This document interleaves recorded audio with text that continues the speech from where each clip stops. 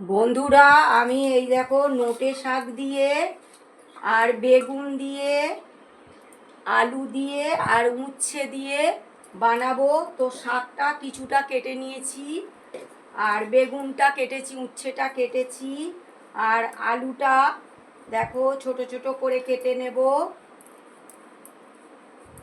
নামানোর সময় ঠিক উচ্ছেটা দেব। তো এই তরকারিটা খুব সুন্দর হয় বন্ধুরা। তো উনি এই নোটে শাক দিয়ে উচ্ছে দিয়ে খেতে খুব ভালোবাসে, আর তার সঙ্গে আমি বড়ি দেব বন্ধুরা। তো তোমরা দেখে নেবে তরকারিটা আমি কিভাবে বানাই। তো আলুটা দেখো কেটে নিচ্ছি ছোট ছোট করে। ভিডিওটা দেখবে আর লাইক কমেন্ট শেয়ার